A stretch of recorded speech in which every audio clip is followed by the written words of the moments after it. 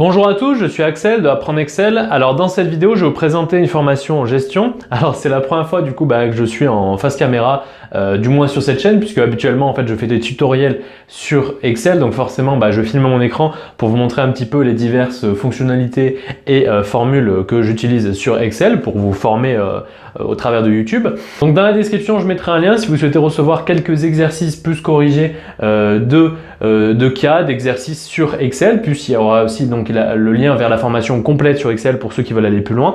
Et il y aura aussi le lien vers la formation gestion. Alors, pourquoi j'ai fait une formation gestion? Tout simplement parce que toutes les personnes qui ont déjà suivi donc ma formation Excel qui est déjà disponible se sont attardées souvent sur la partie maîtrise et expertise, c'est-à-dire la partie maîtrise, c'est tout ce qui va être lié donc à des exercices. Donc je crois qu'il y a 20 exercices. Donc vraiment là où ça va être un petit peu plus concret, on va mélanger des formules, des fonctionnalités, des tableaux, des graphiques, des mises en forme conditionnelles. Donc comparé donc aux bases qui sont en fait la partie base, c'est tout ce qui est sur YouTube. Donc il y a simplement les exercices qui sont disponibles, donc les sujets à chaque fois qui sont disponibles au travers de la formation. Mais sinon, voilà, les bases, ça reste juste, on apprend l'utilisation par exemple de la formule somme, de la formule si, somme si, etc., etc., recherche V. On apprend à utiliser diverses fonctionnalités, voilà, à faire un graphique, à faire un tableau, à faire un publi-postage, voilà, à rechercher des doublons, etc.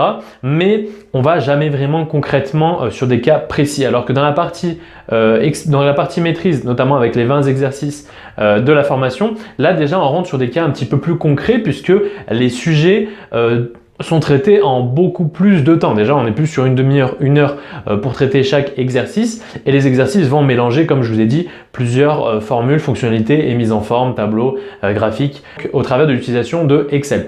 Maintenant, c'est surtout donc vraiment la partie expertise avec les cas pratiques que j'ai mis à disposition. Donc là, les cas pratiques, ce sont vraiment des cas relativement solides, où on va partir même des fois de mise en forme grâce à l'utilisation de macros. Puis là, c'est vraiment des cas où on mélange tout et qui sont relativement concrets. Comme je suis issu d'un cursus orienté comptabilité-gestion, forcément, c'est quelque chose qui transpire dans les cas que j'ai pu réaliser dans la formation, puisque forcément, vous l'avez vu, et c'est pour ça que j'ai eu énormément de retours à ce niveau-là pour que je fasse finalement une formation orientée uniquement cette fois-ci sur la gestion, la finance, pour approfondir vraiment toutes ces compétences-là au travers d'Excel, car quand on parle de finance et surtout de gestion, eh bien Excel est incontournable. Excel est utilisé 100% du temps dans ces fonctions-là au sein des entreprises. Donc, voilà, c'est ça qui a été énormément demandé. Donc moi, forcément, vu que j'ai fait un BTS comptabilité gestion, puis un DCG, donc le diplôme de comptabilité gestion, puis un DSCG, donc le diplôme supérieur de comptabilité et de gestion, forcément, moi, je suis orienté, je suis drivé sur la comptabilité gestion. Mais de toute façon, à mon sens, Excel, c'est quelque chose qui, à 80% du temps, on va utiliser au travers de compétences liées à la gestion, à la finance, à la comptabilité. On ne va pas utiliser Excel au travers de beaucoup d'autres domaines. Donc ça va vraiment forcément être orienté à minima par ces trois sujets-là. Donc là, le but de cette formation, ça va être vraiment de vous accompagner de A à Z au travers de 3 cas de gestion concrets vers quelque chose de beaucoup plus professionnalisant. On va aller beaucoup plus en profondeur sur à la fois les outils, les formules, les fonctionnalités d'Excel, mais surtout on va les utiliser au travers de cas qui vont être en corrélation avec de la gestion ou de la finance. Et ne vous inquiétez pas pour les personnes qui n'ont pas forcément un cursus là-dedans, je mets de toute façon dans la formation à disposition à la fois des supports PDF pour vous orienter un petit peu sur les thématiques que l'on va traiter, mais aussi des cours vidéo où par exemple, je vous expliquais tout à l'heure, je me filme devant ce tableau pour vous donner des cours pour que vous ayez à la fois la partie théorique et la partie pratique ensuite. Pour chaque situation, vous allez avoir donc un sujet sur PDF qui est assez concis, mais quelque chose orienté vraiment professionnel. C'est-à-dire que vous allez avoir donc la thématique, le sujet de l'entreprise sur laquelle vous allez devoir effectuer la mission principale, les différentes missions qu'on va vous demander. Donc vous avez un petit peu la situation de l'entreprise, puis vous avez les annexes, et les annexes, c'est là où j'ai orienté ça de manière très pro, c'est-à-dire que vous allez pouvoir avoir en annexe des discussions par mail, des discussions par téléphone, des extraits de bilan. Donc voilà tout un tas de données que vous allez devoir aller un petit peu grappiller à droite à gauche dans le sujet pour pouvoir bâtir la résolution des différentes missions qui vont vous être demandées. Puisqu'à chaque fois, donc, vous allez avoir présentation de l'entreprise, toutes les annexes, puis enfin donc la liste des missions que vous allez devoir effectuer. Donc là c'est vraiment ultra professionnalisant comme je viens de vous le dire pour vraiment vous amener à recueillir à la fois des compétences théoriques liées à la gestion et à la finance mais aussi des compétences pratiques et techniques grâce à l'utilisation d'Excel. Donc le but ça va être de partir d'un sujet vraiment concret et au travers d'Excel de le résoudre. Donc comme ça vous allez vraiment devoir faire de la synergie au niveau de vos compétences théoriques et techniques pour vraiment pouvoir résoudre le sujet. Donc là, on parle plus simplement de compétences techniques juste liées à l'utilisation d'Excel au travers de formules, de fonctionnalités. Le but, ça va être de mettre à profit tout ce que vous avez pu apprendre sur Excel, mais les mettre à profit pour la réalisation d'un cas précis. Donc c'est vraiment ça qui est ultra important. Et à chaque fois, donc, vous avez le sujet sur PDF, vous avez une vidéo de présentation orale, c'est-à-dire que une fois que le cas est résolu, et ben moi je vous présente le fichier Excel terminé pour vous expliquer un petit peu toute la partie théorique. Je fais tout simplement une présentation orale de la situation une fois qu'elle est faite, validée. Donc voilà, comme ça vous allez comprendre vraiment tout le cheminement et toute la partie théorique aura beaucoup plus de sens puisque je vais tout vraiment vous expliciter. Enfin, vous avez aussi donc le corrigé terminé à 100% sur Excel qui est disponible. Donc vous avez le sujet, le corrigé terminé à 100% sur Excel, la vidéo de présentation une fois terminée et enfin aussi forcément la vidéo de correction, c'est-à-dire la vidéo de formation qui vous permet donc de traiter le sujet et d'arriver au corrigé. Donc vraiment à chaque fois vous avez le sujet sur PDF, vous avez le fichier Excel terminé à 100%, ou alors il peut y avoir aussi autre chose, on va le voir parce que notamment il y a des publi-postages aussi. Donc voilà, vous avez le sujet sur PDF, le corrigé sur Excel terminé à 100%, la vidéo de formation qui vous permet de passer du sujet au corrigé et la vidéo de présentation orale du cas une fois qu'il est traité pour vraiment vous amener des compétences théoriques. Et en plus de ça, bien évidemment, vous avez aussi des supports PDF qui vous expliquent un petit peu toute la partie théorique traitée, notamment par exemple ici on parle du seuil de rentabilité et de la saisonnalité. Vous allez avoir deux fiches PDF qui vont vous expliquer comment on va calculer donc un seuil de rentabilité et ce qu'est la saisonnalité. Et ça pour chaque situation. Et pour la situation donc, qui concerne la rentabilité d'un projet, je vous ai carrément fait donc 3 cours vidéo au tableau où je vais vous différencier les modes de financement possibles. Et donc voilà un cours en 3 parties. Donc vous avez 3 cours vidéo sur la rentabilité d'un investissement où je vais différencier les 3 modes de financement, autofinancement, financement par emprunt, financement par crédit bail. Je vous explique un petit peu tout ça et ensuite je prends un exemple chiffré que je fais avec vous pour les 3 modes de financement différents et comme ça à la fin on va carrément jusqu'à l'étude de la vanne et du TRI. Donc c'est vraiment complet au niveau de la partie théorique mais aussi au niveau de la partie pratique. Donc c'est vraiment un ensemble si vous souhaitez galvaniser un petit peu vos compétences en gestion au travers d'Excel. Vraiment là, vos compétences théoriques et pratiques vont vraiment accroître grâce à cette formation. Donc c'est vraiment quelque chose uniquement pour les personnes qui souhaitent vraiment accroître leur niveau dans ces domaines de compétences. Donc maintenant, je vais vous parler des 3 situations professionnelles très brièvement. Bien évidemment, dans le lien qui vous redirige vers la formation en gestion, il y a une vidéo où je détaille vraiment tout ce qu'il va y avoir dedans. C'est-à-dire vraiment, je détaille toutes les 3 situations que vous allez pouvoir retrouver. Alors, la situation numéro 1, donc qui va porter sur l'analyse du seuil de rentabilité et de la saisonnalité. Ici, on va traiter sur donc une chaîne d'hôtels située en montagne et donc forcément, elle va voir sa fréquentation varier en fonction de la saisonnalité puisqu'elle est située en montagne, automatiquement durant la période hivernale, elle va voir sa fréquentation augmenter et donc forcément, in fine, son chiffre d'affaires et son chiffre d'affaires et donc son résultat, etc. Donc là, le but, ça va être de faire un gestionnaire de scénario pour voir si l'augmentation du prix ou non des chambres peut jouer un impact. Donc là, on va faire différents scénarios en fonction d'un prix différent. On va faire un sondage. Donc dans le sujet, vous avez un sondage qui vous permet de savoir en fonction du prix combien de personnes potentiellement seraient votre client dans votre hôtel. Donc c'est le dernier hôtel que l'entreprise, donc la chaîne d'hôtels souhaite créer à la montagne. Donc voilà, on va utiliser donc le gestionnaire de scénario. On va aussi utiliser donc le calcul du seuil de rentabilité avec vraiment un tableau où on va entièrement l'automatiser. Aussi, on va déterminer donc le seuil de rentabilité en jours, le seuil de rentabilité en euros, tout ça grâce à l'aide de formules, la marge de sécurité. Ensuite, on va résoudre graphiquement le point mort, c'est-à-dire le point mort, c'est l'atteinte du seuil de rentabilité, mais de manière graphique. Vous avez le seuil de rentabilité, sa retranscription au niveau graphique, ça va être donc le point mort. Donc, du coup, là, on va faire un tableau avec votre chiffre d'affaires, vos charges fixes, votre marge sur coût variable, et une fois que votre marge sur coût variable va venir atteindre vos charges fixes, c'est là qu'on va atteindre le seuil de rentabilité et on va le retranscrire ce tableau-là sous forme de graphique. Vous aurez donc une courbe horizontale qui va symboliser les charges fixes et une courbe qui va être donc croissante et qui va symboliser votre marge sur coût variable. Une fois que votre marge sur coût variable va atteindre votre courbe horizontale de charges fixes, c'est là que vous allez atteindre donc le point mort. Donc là, on va le retranscrire de façon graphique. Et aussi, on va incorporer la saisonnalité.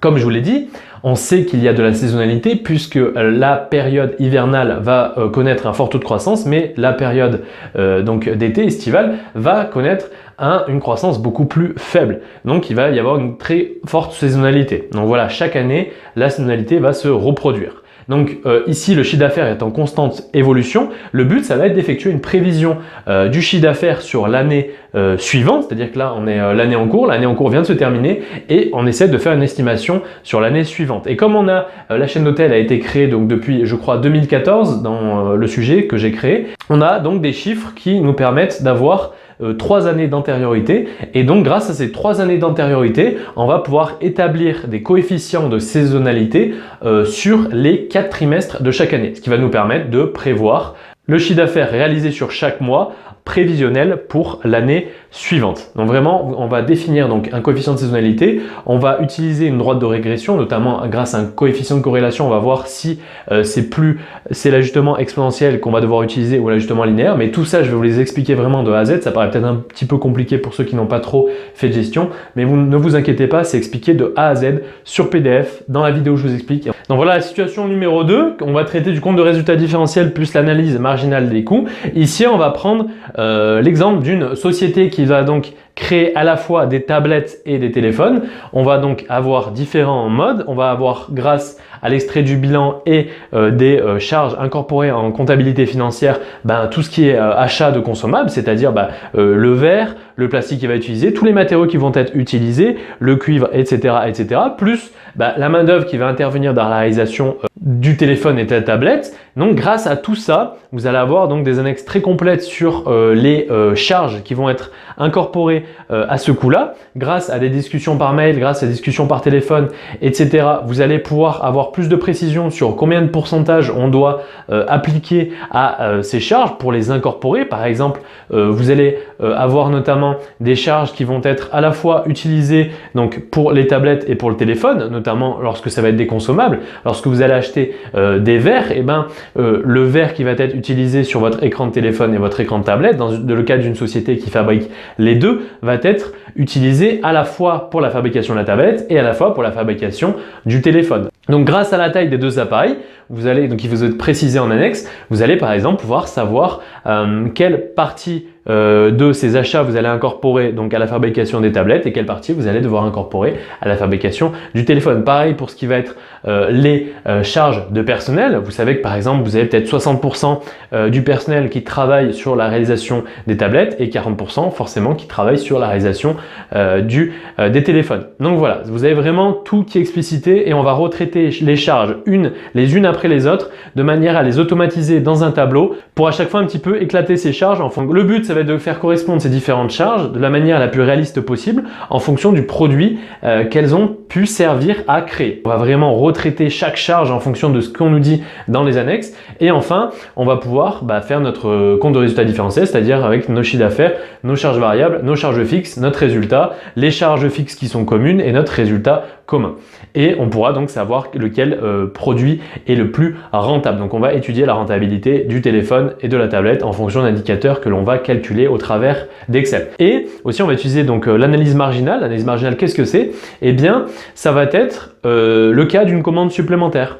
Une commande supplémentaire va vouloir être passée par un des clients. Notre but, ça va être de savoir à partir de quel prix on peut accepter cette commande pour qu'elle soit rentable pour nous. Donc c'est l'analyse marginale. Pourquoi marginale? C'est comme pour votre imposition, vous avez votre tranche marginale d'imposition, c'est-à-dire la tranche la plus haute que vous atteignez avec donc votre revenu imposable. Et bien là, c'est un petit peu la même chose. L'analyse marginale des coûts, c'est quoi? C'est combien va coûter la réalisation de la dernière tablette produite ou du dernier téléphone produit. Et en fonction de ce coût-là, imaginons que vous ayez un téléphone, là on va se focaliser uniquement sur une entreprise qui fabrique uniquement des téléphones, elle sait que le dernier téléphone qu'elle va réaliser, et ben forcément, déjà, toutes les charges fixes, il y a beaucoup de chances qu'elles soient absorbées. Donc, ce dernier téléphone-là ne va être constitué que de charges variables. Donc, à partir de ces charges variables, on sait que le dernier téléphone produit nous coûte, allez, je sais pas, 53 € par exemple. Et ben, on sait que à partir d'une commande qui va être d'au moins 53 €, et ben, l'entreprise va réaliser du bénéfice sur cette commande-là. Donc, voilà un petit peu ce que c'est l'analyse marginale des coûts. Enfin, donc la situation numéro 3 qui va porter sur l'analyse de la rentabilité d'un projet. Comme je vous l'ai dit, là je vous ai fait de toute façon 3 cours vidéo qui explicitent clairement les différents modes de financement. Dans le cas du sujet, donc c'est une entreprise qui doit acquérir une nouvelle machine industrielle. Le but, ça va être de résoudre pour elle le fait de savoir si elle doit plutôt s'orienter vers une modalité de financement par emprunt ou alors si elle doit uniquement autofinancer cette acquisition de machines, et on va un petit peu comparer qu'est-ce qui va se passer si on utilise un financement par emprunt, si on utilise un financement par autofinancement, donc par les fonds propres de l'entreprise, quels sont les avantages et les inconvénients. On va chiffrer les deux modes. Un tableau où on va traiter le mode de financement par autofinancement, les impacts, et un tableau où on va traiter le mode de financement par emprunt, et on va voir in fine lequel est le plus rentable au travers de calculs, et on va vraiment chiffrer nos résultats et faire apparaître les différences. Donc voilà, ici on va comparer deux modes de financement. Bien sûr, tous les détails liés à ces deux modes de financement seront détaillés dans le sujet, puisque dans le sujet vous aurez tout ce qui est détail des modalités liées à l'emprunt, donc la durée de l'emprunt, le montant de l'emprunt, le pourcentage d'intérêt, le mode de remboursement, et aussi tout ce qui va être lié à l'acquisition, la durée de vie de l'acquisition, le prix d'acquisition de la machine, etc. pour un petit peu voir l'amortissement économique que va pouvoir pratiquer l'entreprise. Et enfin, vous allez avoir une petite réflexion sur une des missions, puisque l'entreprise, donc voilà, elle vous demande de comparer le mode de financement par emprunt au mode de financement autofinancement.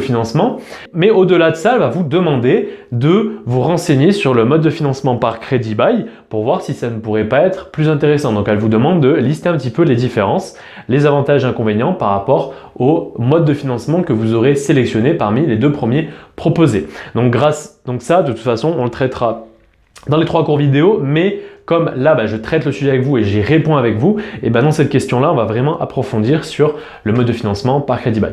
Donc voilà pour ces 3 cas de gestion. Honnêtement, je pense que la réalisation, elle doit porter sur environ 2 heures. Ouais, je pense que honnêtement, 2 heures, si ce n'est plus, par cas, ça me paraît plutôt correct. Donc ça vous fait 6 heures au total pour vous auto-former en ligne. Donc je pense qu'au travers de ça, si vous suivez vraiment les fiches PDF qui vous montrent un petit peu tout ce qui est approche théorique clé sur le cours clé qui va vous permettre de vraiment comprendre les thématiques qu'on va aborder, plus les cours vidéo, et qu'ensuite vous attaquez les sujets, vous comprenez bien le sujet, plus la résolution sur Excel, et bien donc vous aurez de toute façon le corrigé avec la vidéo de formation. Et n'hésitez pas à regarder plusieurs fois la vidéo de présentation orale de ces différentes situations professionnelles pour un petit peu vous rebaigner dedans et vous faire acquérir des compétences théoriques sur ces sujets de gestion, mais aussi comment on a pu être amené à les traiter de manière technique. Parce que c'est très bien d'avoir des compétences théoriques, c'est très bien d'avoir des compétences techniques, mais le mieux c'est de créer une synergie entre les deux pour vraiment pouvoir appliquer à 100% votre potentiel, puisque forcément si vous avez des compétences théoriques en gestion mais vous ne savez pas les mettre à profit au travers d'outils techniques, notamment de Excel, et du coup vous allez avoir beaucoup plus de mal à mettre en pratique et à faire valoir vos compétences théoriques. A contrario, si vous avez d'énormes compétences techniques sur Excel, mais par contre que au niveau théorique, vous n'avez aucune compétence en gestion, aucune compétence en finance, aucune compétence en comptabilité, aucune compétence dans un domaine dans lequel vous allez pouvoir utiliser vos compétences techniques d'Excel, c'est relativement dommage parce que là vous avez les capacités mais comme vous n'avez pas la partie théorique, vous ne saurez jamais vraiment quoi faire de vos compétences techniques. Donc voilà pourquoi je voulais rapprocher les deux.